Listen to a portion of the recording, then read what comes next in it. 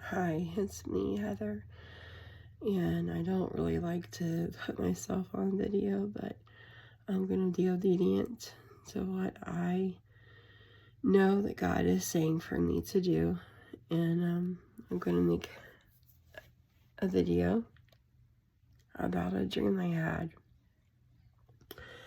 Over this past weekend, I had a dream, and it was probably Friday night or Saturday night that I had it.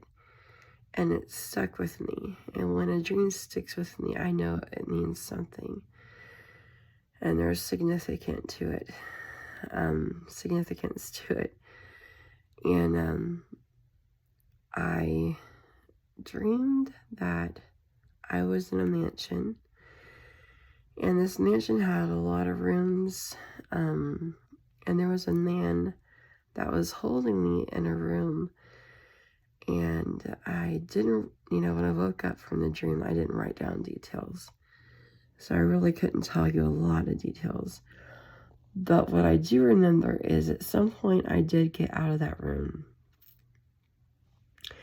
And I started looking around into different rooms, just trying to figure out where I was, if I can get out, just finding anything I could. And I came across this ring. And I looked at the ring, and it had a name engraved on it, and the name was Elizabeth. And I don't remember if I went to find the man, or if I ran into the man, or he found me. But I gave that ring to that man. And it was almost like once I gave that ring to him, he didn't want to hold me anymore. It was like I was able to go. I was released. I was free. So I was able to get out of that mansion. I woke up from that dream. And I just remembered, there's like a memory in my mind that Elizabeth meant something. And so I Googled it, and in Hebrew, Elizabeth means to consecrate to God. And all of a sudden I remembered in Brownsville back in the 90s when there was a young girl, I was a young teenager myself at the time, but there was this young girl that had an encounter with God, and I don't remember what her first name was, but she changed her name to Elizabeth. That was like her middle name, I think, and it meant to consecrate to God, and that memory came back to me. And I knew, I might have to research my dream to try to figure out what it meant. But this time I just felt like a download.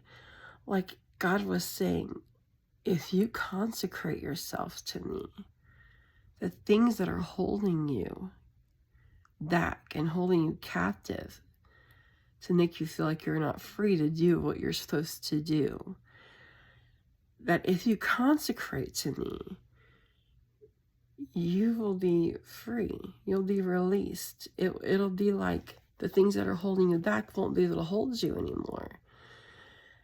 And so when I gave that ring to that man, it was me consecrating to him, and I was able to go. I was able to be free. And so I'm sharing this dream because I know that was significant to me. And I just feel like it might be significant to others.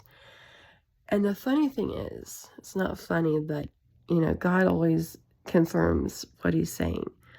That Sunday, we had a guest speaker at my church, and he prophesied and said that if you consecrate yourself for the next 3 months, God is going to do the miraculous.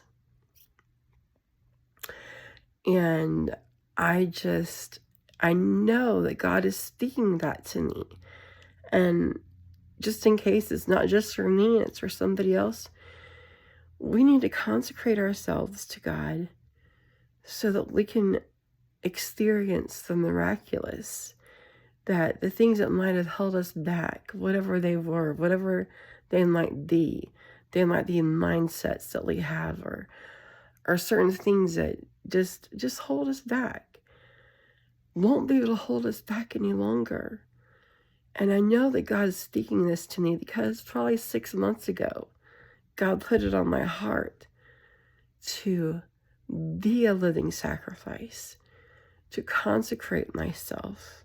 And then, you get busy with life. And, at the time I was trying to consecrate myself.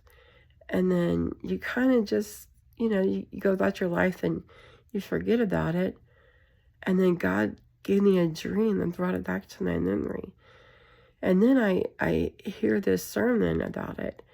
And not just that, but then I hear a message from Lyndall Cooley that he gave to his church. And it's just like a lot of confirmation was just coming to me. And I know that I have to consecrate. And to me, that means to lay things aside, to make God priority, to make him the priority again, and not let the busy life of kids and family and things to get in the way any longer, but to consecrate and give him time and give him my thoughts and give him my energy and spend time in the Word and spend time in prayer and just hear from him.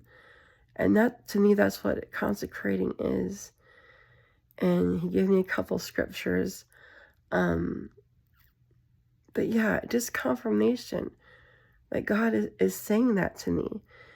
And just in case he's not just saying that to me, maybe he's saying it to somebody else.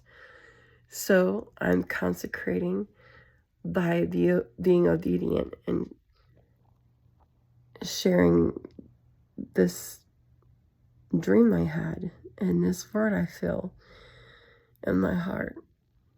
And that's it. Thank you for listening.